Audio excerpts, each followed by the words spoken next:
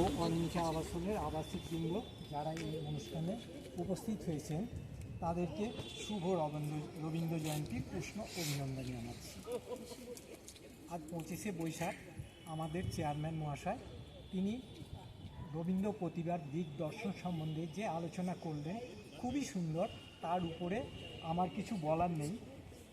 আজ 25শে বৈশাখ বিশ্বকবি রবীন্দ্রনাথ ঠাকুরের 164তম জন্মদিবস। 1268 সালে এই দিনটিতে জোড়াসাঁকোর অভিজাত ঠাকুর পরিবারে মাতা সারদা দেবীর কোলে তার জন্ম। পিতা ছিলেন মহর্ষি দেবেন্দ্রনাথ ঠাকুর। আপনারা সবাই জানেন তার পরিবার ছিল শিল্প, সংস্কৃতি, কাব্য, কবিতা, সাহিত্য চর্চা বা লেখার পীঠস্থান। তিনি চিরাচরিত শিক্ষা প্রতিষ্ঠান পছন্দ করতেন না, যেটা চেয়ারম্যান বলে গেছেন আগে, তবু আমি একটু বলছি। আবদ্ধ ঘরে বিদ্যালয়ের অর্থ ছিল তার কাছে জেলখানা। তিনি বাড়িতে অধ্যয়ন করতে পছন্দ করতেন, সেই জন্য তিনি মুক্ত অঙ্গনে বৃক্ষ ছায়ায় বিদ্যালয়, মহাবিদ্যালয় ও বিশ্ববিদ্যালয় স্থাপন করে অমর হয়ে আছেন। বোলপুরে শান্তিনিকেতনে বিশ্বভারতী বিদ্যালয় পৃথিবীর নামকরা বিশ্ববিদ্যালয়, তারই অবদান। তিনি শ্রীনিকেতনও স্থাপন করেন।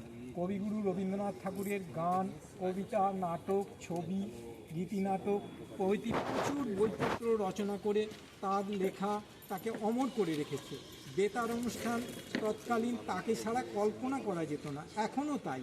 তিনি বিলেতে গিয়ে তার লেখা গীতাঞ্জলি ইংরাজিতে অনুবাদ করে প্রচার করে নোবেল পুরস্কার লাভ করেছিলেন, বিশ্বকবির সম্মান লাভ করেছিলেন। সাম্প্রদায়িক সম্প্রীতি বজায় রাখার জন্য ভারতবর্ষে রাখি বন্ধনের প্রচলন তিনিই করেছিলেন। বিশ্বকবির ব্রিটিশের বর্বর অত্যাচার, জালিয়ানওয়ালাবাগের হত্যাকাণ্ড তিনি সমর্থন করতে না পেরে তার নাইট উপাধি পরিত্যাগ করেন। কবিগুরুর লেখা জনগণ মন, জাতীয় সঙ্গীতে তিনি ভারতের মধ্যে অমর কবি। তিনি 1948 সালের 22শে শ্রাবণ মহাপ্রয়াণের পথে গমন করেন। আজ 8ই মে বিশ্ব রেড ক্রস দিবস। এই সেবা প্রতিষ্ঠান যেন মানব সেবা করে চলতে পারে কামনা করছি। সকলকে ধন্যবাদ দিয়ে আমার ছোট বক্তব্য শেষ করি।